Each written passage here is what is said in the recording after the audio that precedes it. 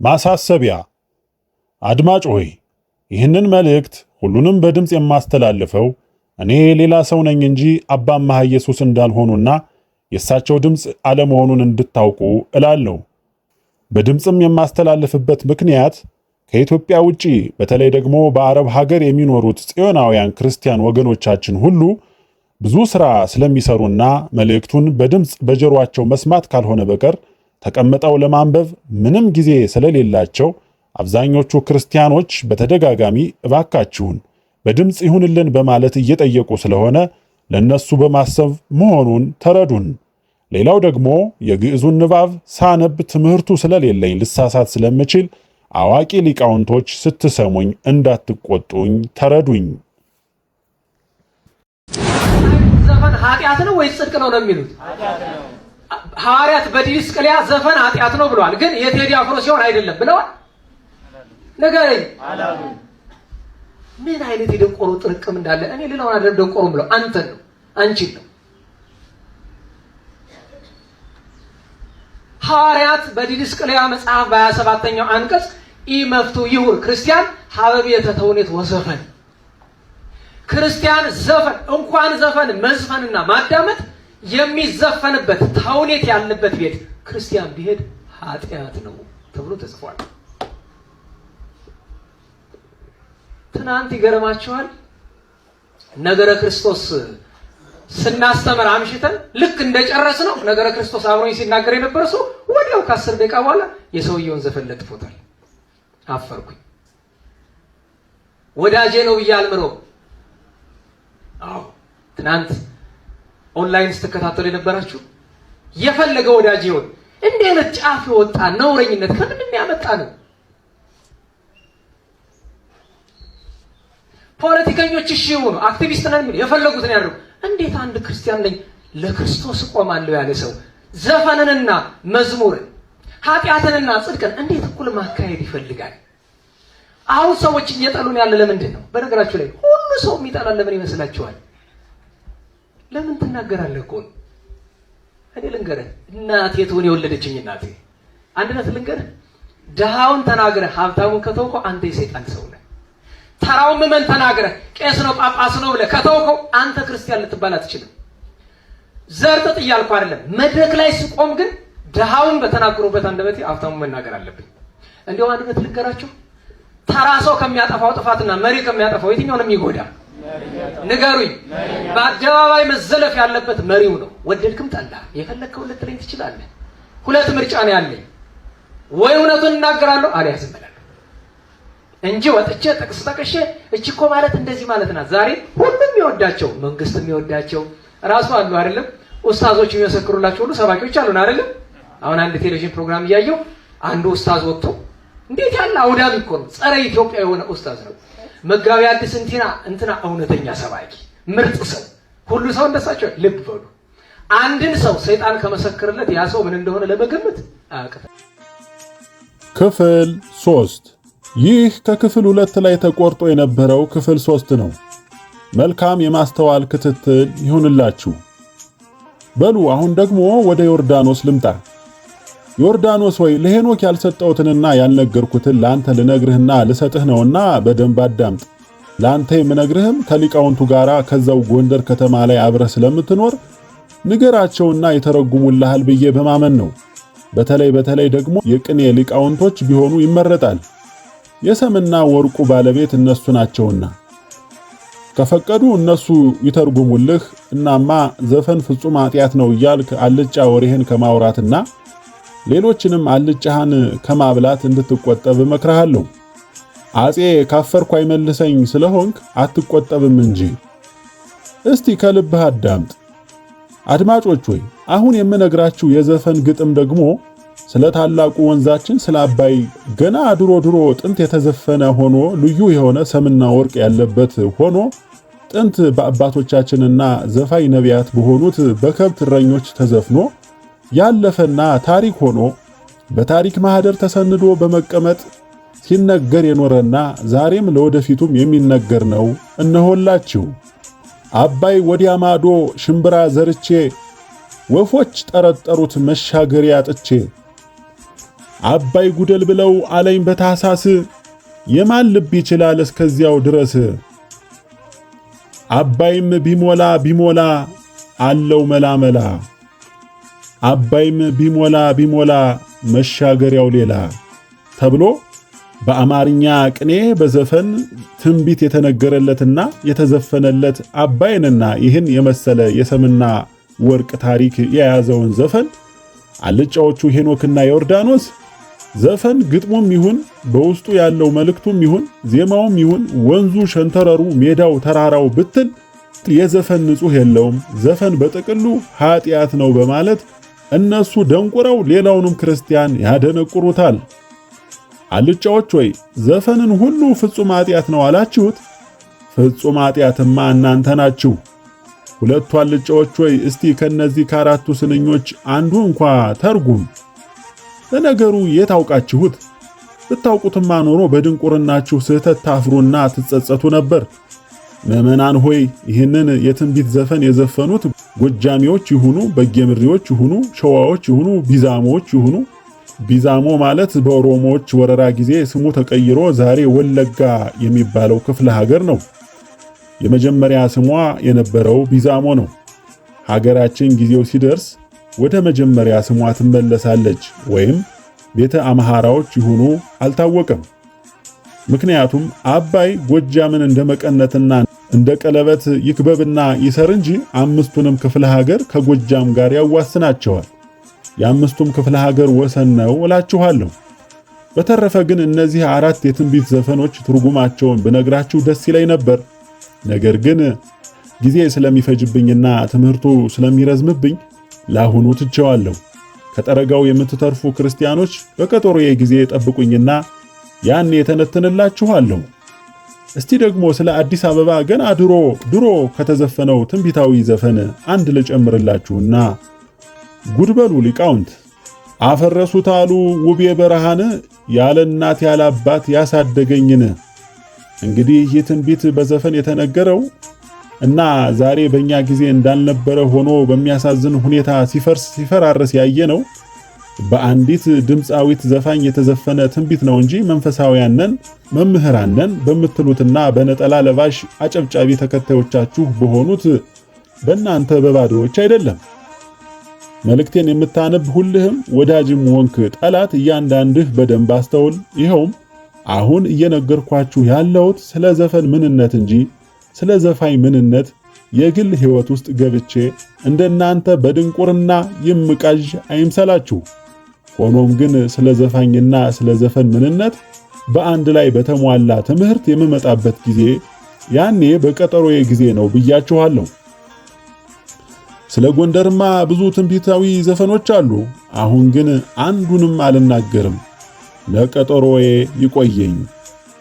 የሚገርማችሁ ነገር ደግሞ የእነዚህ ሁሉ ትንቢታዊ ዘፈኖች ትንቢታቸው በሙሉ እውን ሆኖ ተፈጽሟል እላችኋለሁ። በነገራችን ላይ አልጫው ዮርዳኖስ ሆይ አልጫ እያለ ሌላም ስድብ ሰደበኝ እንዳትለኝ። እኔ ማንንም ቢሆን በትምህርቴ ላይ አልሳደብም። የምናገረው ቃል ሁሉ የሃይማኖት አስተምሮ ያለው ምስጢራዊ ኃይለ ቃል ነው እንጂ ፈጽሞ ስጋዊ ስድብ አይደለም። ለዚህም አልጫ የሚለው ቃል የሃይማኖት አስተምሮ ቃልና ትርጉም መሆኑን ለማወቅ ከፈለክ ደግሞ ከዛው በድንቁርናና በእውርነት አቅፈው ተንተርሰው ከምትኖረው መድኃኔ ዓለም ትርጓሜ ጉባኤ ቤት ሊቀ ሊቃውንት አለቃ እዝራ ከፈቀዱልህና መስፈርቱን ካሟላህ ገብተህ ተማር እልሃለሁ። አድማጭ ወይ ቱቧፍ፣ ጥንቸል፣ ጃርት፣ የቆላ ፍየል፣ የዲያብሎስ አሻሮ ወዘተ እያልኩ የምጠቀምበት ኃይለ ቃል ሁሉ የክፉዎችን ምናምንቴነት የሚገልጽ የጠለቀ ትምህርታዊ ቃል ነው እንጂ እንደ እያንዳንድህ የድንቁርና አስተሳሰብና እምነት ፈጽሞ ስድብ አይደለም። ስድብ ነው ሰድበኸኛል ካልክ ደግሞ እንግዲያውስ የነዚህ ምሳሌ ከመሆን ራስህን አርቅ። አይ ካልክ ግን ገና በብዙ ምሳሌ እቀጠቅጠሃለሁና ቻለው። መቼም ዮርዳኖስ አልጫ የዘፈን ስብከቱ ብቻ ሳይሆን አልጫ ወሬውም አያልቅበትምና በሃይማኖት አስተምህሮ ራሱ ማይም ሆኖ በማይሞች ወጣት ምዕመናን ላይ ባልሸነፍም ባይነት ወሬው ይጫወትባቸዋል። እናማ ክርስቶስ እኔን ምሰሉ አለ እንጂ ዝፈኑ ብሏል ብሎ ሲናገር እኔ ራሴ በአንድ አጋጣሚ ሳላስበው ሰምቼዋለሁ። እናማ ምዕመናን ሆይ እውነት ነው የምላችሁ፣ አዎ ዝፈኑ ብሏል በሉት። ማስረጃ አምጡ ሲሏችሁ ማስረጃችን አምሃ ኢየሱስ ስለሆነ እሱ ሲመጣ እኛ እያየናችሁ እየሰማናችሁ በሕዝብ አደባባይ ትገጥማላችሁና ከጠረጋው ከተረፍክ ጠብቀው በሉት። በተጨማሪም የሚያስተምረው ሁሉ የተምታታበት ስለሆነ ጊዮርጊስ ዘፍኗል ብሎም ጠይቋል አሉ። ምዕመናን ሆይ አሁንም በድጋሚ እውነት የምላችሁ አዎ ዘፍኗል በሉት። ማስረጃ ሲላችሁ እንዳሁኑ ንገሩት።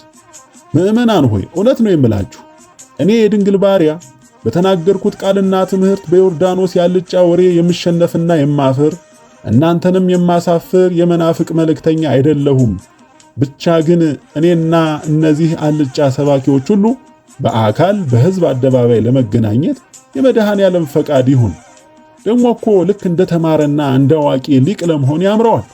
ባልተማርከውና በማታውቀው የዘፈን ስብከት የምትጋጋጥ ደግሞ ሊቅ ነኝ ለማለትም ይቃጣሃል። እስቲ ስለ ሀገር መስፈን ይቻላል የሚል ሰው ካለ አንድ ጥቅስ ከብሉይ ኪዳን፣ ከሐዲስ ኪዳን፣ ከመጽሐፈ ሊቃውንት ይንገረኝ ሲል ድንቁርናው ወሰን የሌለው መሆኑን ነው የገለጠልኝ። የዘፈን ዳርዳርታው እስክስታ ነው እንዲሉ የመናፍቃንም ዳርዳርታው ከመጽሐፍ ቅዱስ ላይ ግን ማርያም ታማልዳለች የሚል ቀጥተኛ ቃል አለ እንዴ? ካለ እስኪ ያሳየኝ የት ላይ ነው ይላችኋል። ፓስተር ዮርዳኖስም እነሱን ሆኖ አረፈው። ካበዱ በመንገዱ አይሂዱ ይልሃል። ይሄው ነው። እንግዲያው ግን ዮርዳኖስ ወይ እኒህን የጉባኤ መጻሕፍት ብትችል 3 ሲባዛ በ8 24 ዓመት ባትችል ደግሞ 3 ሲባዛ በ5 15 ዓመት ንባብ ከትርጓሚያቸው ጋር ተምረህ አስመስክረህ ነው ከነዚህ የሚጠቅስልኝ ያልክ? ሃሃሃ አንተየዋ ምን አይነት አውጀዲ ጨርቅ ነህ? ጨርቅ እስኪ አንድ ጥቅስ ካለ የሚነግር ይንገረኝ አልክ? እሽልህ አዎ በደንብ ነዋ ያለው አወጣልህ። ብትማር ኖሮ ይህንን ጥያቄ አትጠይቅም ነበር። አለመማርህና አለማወቅህ ራስህን በራስህ በጥያቄ አጋለጥክ። እኔስ ለአንተ በጣም አፈርኩልህ። ከአንተስ የአዲስ አበባ ቄስ ተሽሏል አሉ። ምንም እንኳ ትምህርቱን የፈለጉት ለእውቀት ሳይሆን ለአለቅነትና ለሹመት ብቻ ሲሉ መሆኑንና በዚህም ምክንያት የገንዘብ ሀብት ለማከማቸት ሲሉ አብዛኛዎቹ ካህናት ሐዲስ ኪዳን ትርጓሜን በቃላ 5 ዓመታት ለመማር ብለው አብዛኞቹ ካህናት ወደ ጉባኤ ቤት እየገቡ ነው አሉ። በጣም ደስ ይላል፣ በርቱ። ታዲያ ግን ትምህርቱን ተግባር ላይ ያውሉት እንጂ ለጉራ ወሬና ለገንዘብ መልቀሚያ ባታደርጉት ይበጃችኋልና ተጠንቀቁ።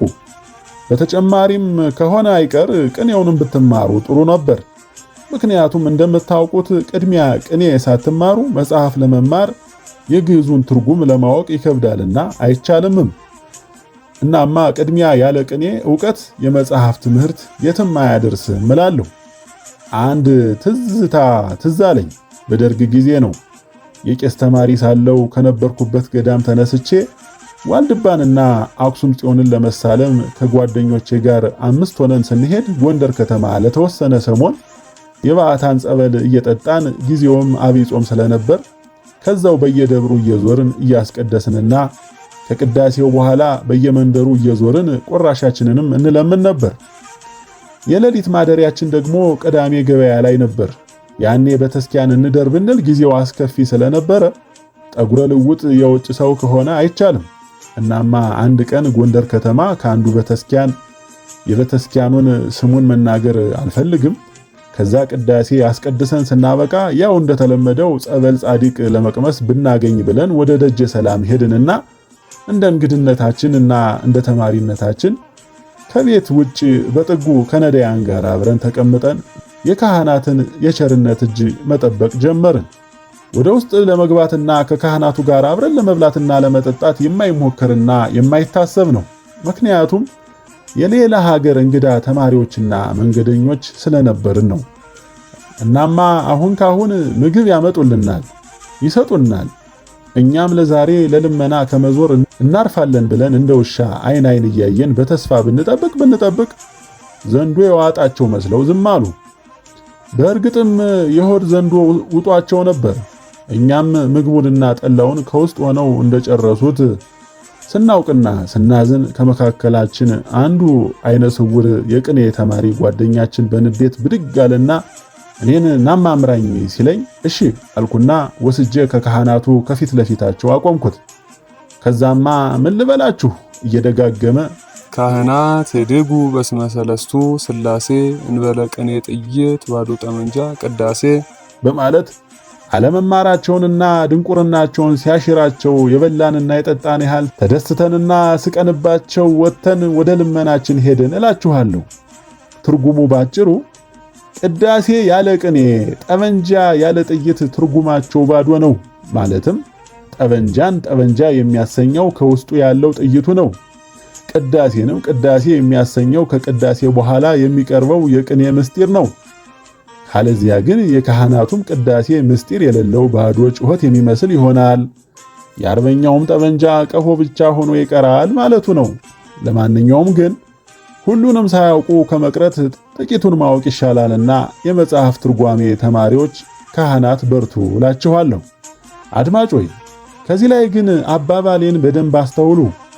ምክንያቱም እኒህ አልጫዎችና መሰሎቻቸው ስራዬ ብለው በክፋት ለክፋት የተነሱ ስለሆነ ደግሞ እንደ ልማዳቸው እናንተንና እኔን ለማቃቃር የማይናገሩት ሰይጣናዊ ውሸት አይኖራቸውምና። እናማ አያችሁ የተናገረውን ሰማችሁት አይደል? የቄሱ ቅዳሴ ያለ ቅኔ ምስጢር ባዶ ጩኸት ነው ማለቱ እኮ ቁርባኑ አያርግም፣ መስዋዕቱ ሁሉ አያርግም፣ ካህናትም ምዕመናንም አግድማችሁ ነው የምትቀድሱና የምታስቀድሱ ማለቱ ነው ብለው በውሸትና በድንቁርና ተሰባብረው እንዳይሰባብሯችሁ ተጠንቀቁ እላችኋለሁ። እንጅማ ቅዳሴውና መስዋዕቱ ሁሉ ከዓመት እስከ ዓመት የቅኔ አዳራሽ ሊቃውንት በሌሉበት ደብር ሁሉ እየተፈጸመ አይደለምን? የባለቅኔው ተማሪ የተናገረውና እኔ የተረጎምኩላችሁ የቅኔ ድርሰት በውስጡ ምን ያህል ከውቅያኖስ የሰፋ ረቂቅ ምስጢር ያለው መሆኑን እንድታውቁት ነው። እናማ ዮርዳኖስ ሆይ እኔ አምሃ ኢየሱስ በትምህርቴ የምመጣብህ በባህር ላይ እየታዩ እንደሚሄዱ የጦር መርከበኞች ሳይሆን ለማንም ሳይታዩና ሳይታወቁ በባህሩ ውስጥ ለውስጥ ሄደው ከሚፈልጉት ቦታ ብቻ ሲደርሱ ብቅ ብለው እንደሚታዩና ጠላቶቻቸውን ሁሉ እንደሚያሸብሩና እንደሚያጠቁ ጦር መርከበኞች ሆኜ ነው የምመጣብህ። የአባባሌ ምስጢሩ ከገባህ ይግባህ፣ ካልገባህ አይግባህ። አንድ እውነታ ልጨምርህ። ቴኳንዶ ውሹ የተማረና ትርጓሜ መጽሐፍ የተማረ ጠላቱን ሁሉ አሸናፊ እንጂ ተሸናፊ እንደማይሆን እወቅ። ደግሞ ይሄን ስላልኩ ቴኳንዶና ውሹ ተምሯል እንዳትሉኝ። በእርግጥ ገና ድሮ በልጅነቴ ጀምሬው ነበር። ሆኖም ግን ትልልቅ ሰዎች ምን እንደታያቸው ባላውቅም መክረው ተቆጥተው ከልክለው አስቆሙኝ እላችኋለሁ። እኔ ዛሬ ላይ ሆኜ ሳስበው ግን ሰው ይፈጃል ብለው ሳይሆን አይቀርም። አዎ እውነት ነው። በደካማ ሰው ላይ አለው ለሚል ጉረኛ ሁሉ መድኃኒቱ ነበርኩ። በተለይ ደግሞ ሴትን ልጅ በመንገዷ ላይ ነይ አንቺ ስሚ እያሉ በማስቆም ለሚላከፉና ለሚያስቸግሩ ዱርዬዎች ምንም ገላጋይ አልነበረኝም። በዚህም ምክንያት ትልልቆቹ ሰዎች የሴቶች ጠበቃ የሚል ስም ሰጥተውኝ ነበር። የሚገርማችሁ ነገር ድሮም ሆነ አሁን የምጣላው በሰው ነገር እየገባው ለሌላው ሰው እያልኩ ነው እንጂ በራሴ ጉዳይ እኮ ተጣልቼ አላውቅም፣ አልጣላምም። የራሴ ሲሆን በትዕግስት አልፈዋለሁ። ለሰው እገዛ ሲሆን ግን ትዕግስት የለኝም። በዚህም ዙሪያ አሁንም ድረስ ብዙዎች ተው እባክህን ለሰው ብለህ አትጣላ እያሉ ይመክሩኛል፣ ይቆጡኛል። እኔ ደግሞ ክርክሬ ለሰው ካልቆመለት፣ ለደካማው ብርቱ ካልቆመለት ሰው መሆናችን ታዲያ ምኑ ላይ ነው የሚል ነው። ቢተወው ነው እንጂ ነገሩን ቢንቀው አማሃ ነበረ ድሮ አስጨናቂው ይባል ነበር። ወዳልጫው ልመለስ። ይህን ስነግርህ ግን የዛሬ ዘመን ወጣቶች በሚጠቀሙበት ቋንቋ እኔም ልጠቀምና በድንጋጤ እንዳትጨልል ወይም እንዳትበጭ ጭልሃለሁ። ምዕመናን ሆይ እንዲያው ከነዚህ አልጫዎች ጋር በጅላጅሉ ነገር ከምዳረቅ ይልቅ ለወደፊቱ በጥቅስ በማስረጃ እስከመጣባቸው ለዛሬ ብቻ እስቲ ሞቅ ደመቅ ወዳለ ወደ ትምህርት ልግባ። እናማ ስለ ዘፈኑ ትምህርት በቀጠሮ ልባችሁን አንጠልጥዬ ከማጓጓችሁ ይልቅ እስቲ ዛሬ ለእናንተ ለእውነተኞች አድማጮቼ ስል ብቻ አልጫው ዮርዳኖስ በፍትሐ ነገሥት ያለውን የሊቃውንቱን ረቂቅ ትርጉሙን ሊያውቀውና ሊተረጉምላችሁ ይቅርና ቀጥተኛ ነጠላ ንባቡንና ጥሬ ቃሉንም እንኳ በቀጥታ አስተካክሎ እውነታውን አልነገራችሁም። እንዲያው ዝም ብሎ በደፈናው ፍትሐ ነገሥት አንቀጽ 11 ስለ ዘፈን ምን ይላል ብሎ ከፊት ለፊቱ ተቀምጠው ለሚሰብካቸው ሰዎች በእልከኝነት አንደበት ጥያቄ ብቻ ጠየቀና ያው ዘፈን በሊቃውንቱ ትምህርትና ውሳኔ መሰረት ኃጢአት እንደሆነና ክልክል እንደሆነ አድርጎ በመናገር ነው ሸፋፍኖ ያለፈው።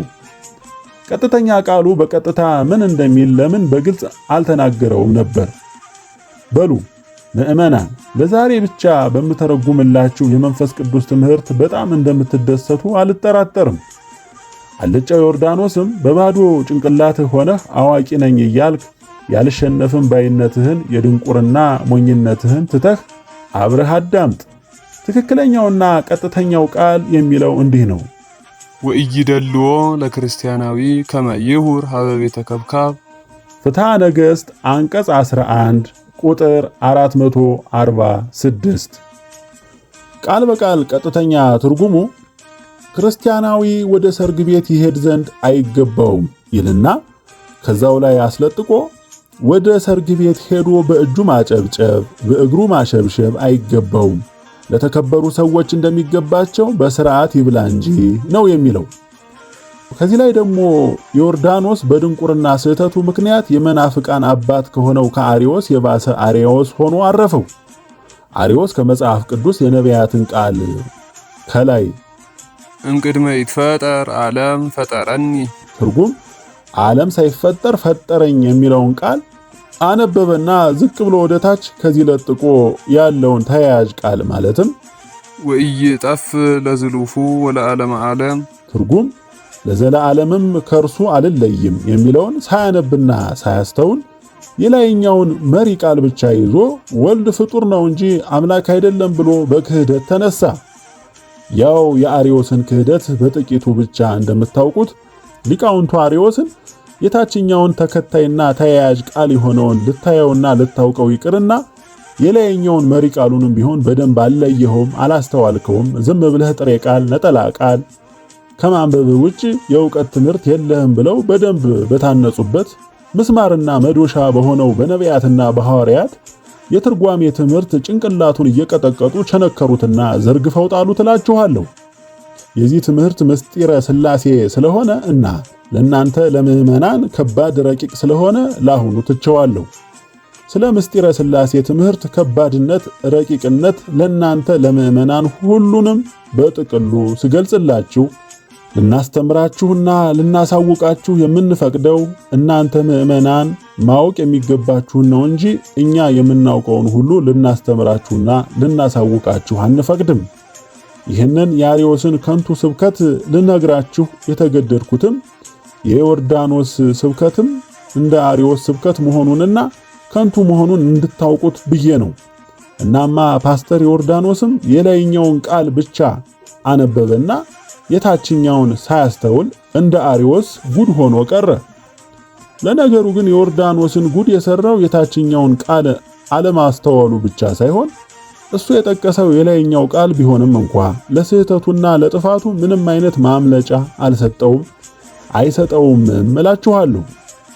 በሉ ክርስቲያናዊ ወደ ሰርግ ቤት ይሄድ ዘንድ ተገቢ አይደለም የሚለውን ልተረጉምላችሁ ነውና በማስተዋል አዳምጡ። ትምህርት ወደ ትምህርት እየሳበኝና እየወሰደኝ ተቸገርኩ እኮ። ወደዚህ የትርጉም ሐተታ ከመግባቴ በፊት ዮርዳኖስን እስቲ አንድ ጥያቄ ልጠይቅህ። አንተ በትምህርትህም በሙያህም ጋዜጠኛ ነኝ ብለሃል። ጋዜጠኛ ከሆንክ ደግሞ ባልንጀሮችህ የሆኑት ጋዜጠኞች ብዙ ጊዜ በዜና ማሰራጫቸው ደጋግመው የሚናገሩት ቃል አለ። ይኸውም ኢትዮጵያውያንና ትውልደ ኢትዮጵያውያን የሚል ነው። ታዲያ የእነዚህ ሁለት ስንኞች አባባላቸው የተለያየ ትርጉም ይኑራቸው አይኑራቸው ታውቃለህን? ባታውቅ ነው እንጂ ብታውቅማ ኖሮ ክርስቲያንና ክርስቲያናዊ የሚለውን ቃል ትርጉም አንድ አይነት ይሁን አይሁን ታውቀው ነበር። አድማጭ ሆይ ኢትዮጵያውያንና ትውልደ ኢትዮጵያውያን የሚለውን ትርጉሙን ባጭሩ እነሆላችሁ።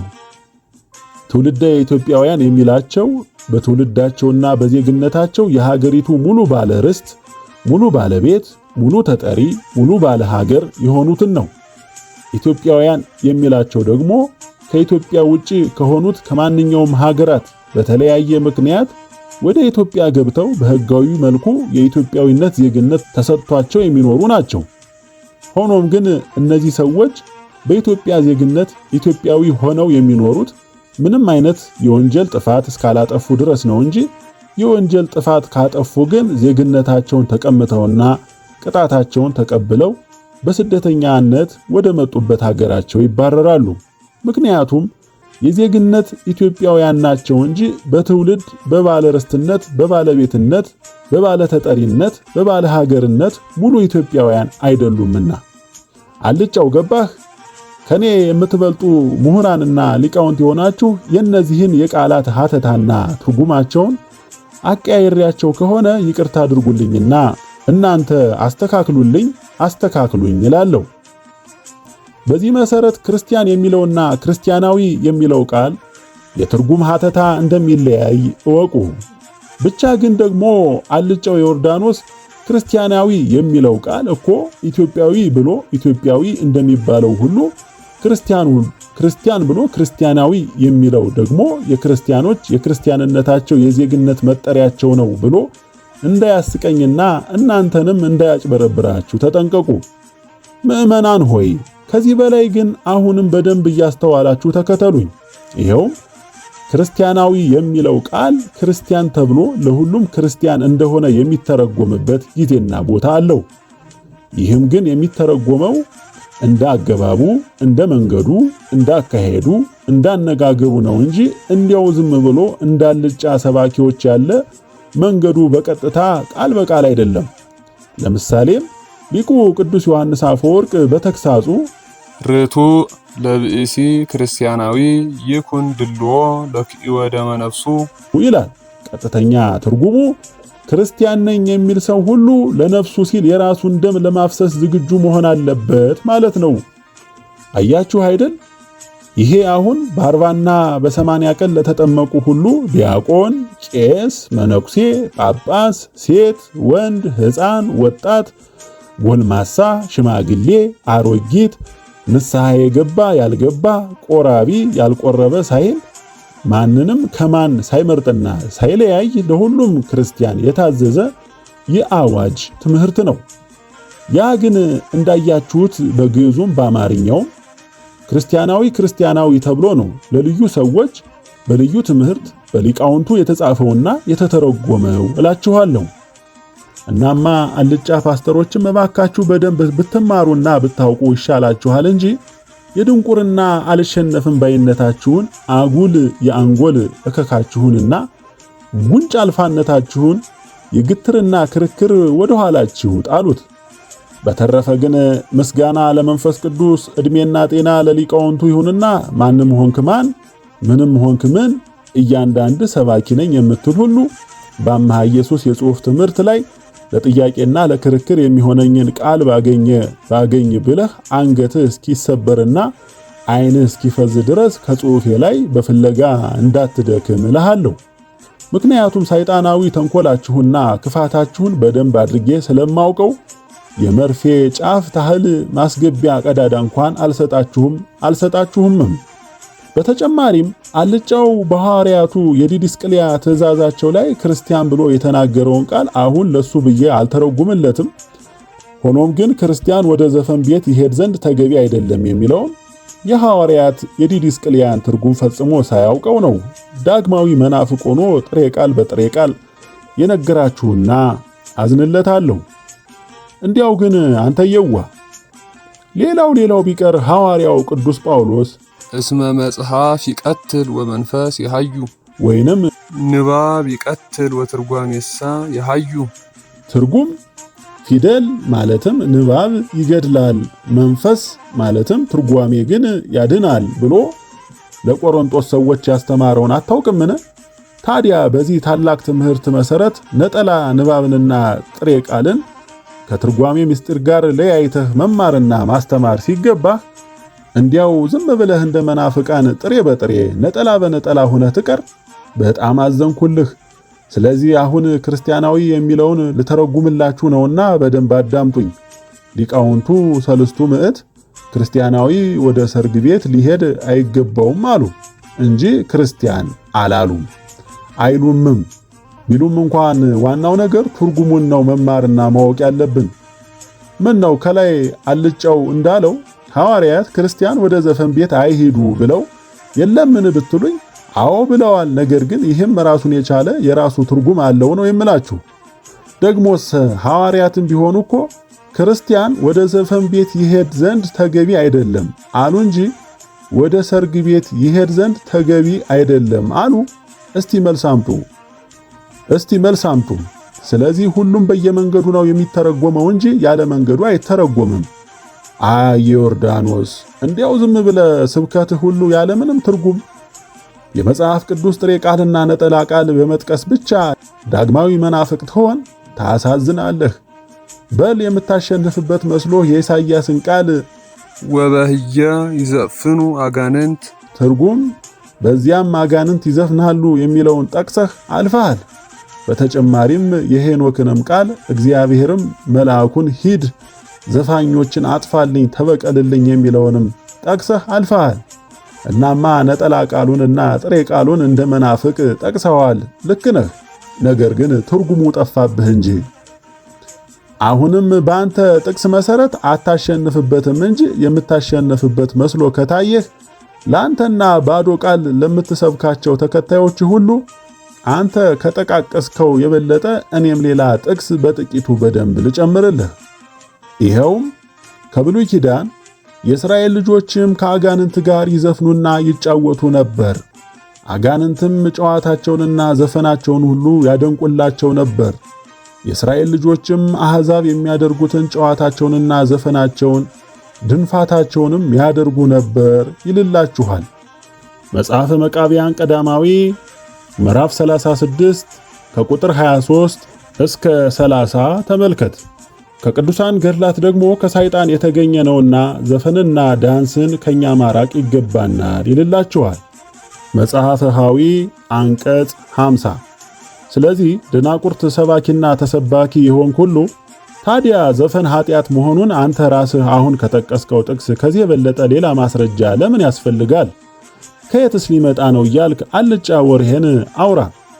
ሰባኪውም ሆንክ ተሰባኪው ሁሉ እያንዳንድህ እንዳንተ አልጫ ጥቅስና አልጫ ትምህርት ቢሆንም አኖሮ ስለ ዘፋኝ ኃጢአተኝነትና ስለ ዘፈን ኃጢአትነት የሚናገር ጥቅስ ብዙ ላቀርብልህ እችል ነበር። ሆኖም ግን ሁልህም ሰባኪ ነኝ ባይ ሁሉ ነጠላውንና ጥሬውን እንጂ ጋቢውንና ብስሉንማ የት አግኝተኸው የትና ከማን ተምህረው ነው የምታውቀው? እንዲያው ግን ዓይንህ ያየውን ነጠላ ቃልና ጥሬ ቃል እያነበብክ እንደ መናፍቃን ነጠላ ሁነህ ትቀር፣ ጥሬ ሁነህ ትቀር። በጣም ያሳዝናል። ወደ ሊቃውንቱ ትምህርት ስመልሳችሁ እናማ ሊቃውንቱ ክርስቲያን የሆነ አይሄድ የሚላቸው በ40ና በ80 ቀን የተጠመቁትን ሁሉንም በሙሉ ሳይሆን በሶስት ነገር የሚኖሩትን ሰዎች ነው። እነዚህም ሀ የንስሐ ቀኖና ተቀብለው በንስሐ ውስጥ የሚኖሩትን፣ ለ በቁርባን የሚኖሩትን ቆራቢዎች፣ ሀ በምንኩስና ሕይወት የሚኖሩትን መነኮሳት ምእመናንን ነው እንጂ እንዳልጫው ባዶ ሰባኪነት ሕዝበ ክርስቲያኑን ሁሉ አይደለምና አስተውሉ እላችኋለሁ። እንዳልጫው ስብከትማ ቢሆን ኖሮ ሰርግ የሚባል ነገር ፈጽሞ አይኖርም ነበር፣ አይታወቅምም ነበር። አልጫው ይህንን ትርጉም ሲሰማ ደግሞ መቼም አልሸነፍ ባይ ደንቆሮ ስለሆነ ጋብቻ በተክሊልና በቁርባን ሆኖ በመዝሙር በምስጋና እንዲሆን ነው የታዘዘው እንጂ በሰርግና በዘፈን አይደለም ብሎ እንዳያምታታችሁ። ስለዚህ ጉዳይ ደግሞ እኔ ሳልሆን ምንም ትርጓሜ መጽሐፍ ቀርቶ የመጽሐፍ ቅዱስ ነጠላ ትምህርት ያልተማሩትና የማያውቁት የገጠር ምዕመናን፣ የገጠር ዲያቆናት፣ የገጠር ካህናት በመንፈስ ቅዱስ ጸጋ እየተመሩ የሚኖሩ ስለሆነ እነሱ በደንብ ይነግሩሃልና ሂደህ ከነርሱ ተማር። ወይንስ ሰርግና ዘፈን የአሕዛብ ነው እንጂ የክርስቲያን አይደለም ልትል ይሆን? ታዲያ እነዚህን በሶስት ነገሮች ተጠብቀው የሚኖሩትንስ ሰርግ ቤት እንዳይሄዱ ለምን ከለከሏቸው ብትሉኝ ጥሩ ጥያቄ ነው። መልሱም በጣም ቀላል ነው። ክብርና ምስጋና ለአምላካችን ለመንፈስ ቅዱስ፣ ዕድሜና ጤና ለሊቃውንቱ ይሁንና አብጠርጥረው አስተምረውኛል። እናማ የተከለከሉበት ዋና ምክንያት ብዙ ሳልተነትን ለአሁኑ ብቻ በአጭር ቃል እነሆላችሁ። በንስሐ ላይ ያሉትም በቁርባን ላይ ያሉትም በምንኩስና ላይ ያሉትም ሂደው የሰርጉን ደስታ ሁሉ ሲያዩና ሲሰሙ በልተውና ጠጥተው ደማቸው ሲሞቅና ስጋቸው ሲሞላ ያንን ንስሐቸውን፣ ቁርባናቸውን፣ ምንኩስናቸውን ይረሱትና ወደ ዓላማዊ የሥጋ ፍላጎት ይሳባሉ፣ ይያዛሉ፣ ይገባሉ፣ ይወድቃሉ ብለው ለእነርሱ ሕይወት በማሰብ ነው የከለከሉት እንጂ እንዳልጫው ያልጫ ወሬ አይደለም። ይህንንም ሲከለክሉ ሦስቱም ባለ ምክንያቶች ትምህርቱን ተምረውና አውቀው የሥጋቸውን ደስታ አሸንፈው በፈቃዳቸውና በመብታቸው ተጠቅመው እንዲቀሩ ነው እንጂ በግዴታና በግዝት አይደለም። ይህ የሊቃውንቱ ትምህርት ትእዛዝና ምክር ከግዝት ነፃ ነው። ትእዛዛቸው ግዝት ቢሆንማ ኖሮ በግልጽ በግዝት አስረናል፣ ግዝት ነው ብለው ይናገሩ ነበር። እንዲህም ብለው መናገር ግዴታቸው መሆኑን ስለማውቅ ነው። የሚገርማችሁ ነገር ደግሞ ሊቃውንቱ ትእዛዛቸው የፈቃድና የመብት እንጂ የግዴታና የግዝት ትእዛዝ አለመሆኑን የምታውቁት ከመጀመሪያው ላይ አይሂዱ ብለው ከተናገሩ በኋላ ከዛው ላይ ደግሞ ዝቅ ብለው ምን ነበር ያሉት? ክርስቲያናዊ ወደ ሰርግ ቤት ሂዶ በእጁ ማጨብጨብ፣ በእግሩ ማሸብሸብ አይገባውም። ለተከበሩ ሰዎች እንደሚገባቸው በሥርዓት ይብላ እንጂ ነው ያሉት። ግሩም ነው። ይህ ማለት ትርጉሙ መሄድስ ይሄዱ መብታቸው ነው፣ አልገዘትንም፣ አንገዝትም። የዛሬውን ክፍል 3 የትምህርት መልእክቴን ከዚህ ላይ አቆማለሁ። ክፍል 4 ስለሚለጥቅ ተከታትላችሁ ማግኘት ማንበብና ማዳመጥ ትችላላችሁ። ማሳሰቢያ። አድማጭ ሆይ ይህንን መልእክት ሁሉንም በድምፅ የማስተላልፈው እኔ ሌላ ሰው ነኝ እንጂ አባ አምሃ ኢየሱስ እንዳልሆኑና የእሳቸው ድምፅ አለመሆኑን እንድታውቁ እላለሁ። በድምፅም የማስተላልፍበት ምክንያት ከኢትዮጵያ ውጪ በተለይ ደግሞ በአረብ ሀገር የሚኖሩት ጽዮናውያን ክርስቲያን ወገኖቻችን ሁሉ ብዙ ሥራ ስለሚሰሩና መልእክቱን በድምፅ በጆሮአቸው መስማት ካልሆነ በቀር ተቀምጠው ለማንበብ ምንም ጊዜ ስለሌላቸው አብዛኞቹ ክርስቲያኖች በተደጋጋሚ እባካችሁን በድምፅ ይሁንልን በማለት እየጠየቁ ስለሆነ ለነሱ በማሰብ መሆኑን ተረዱን።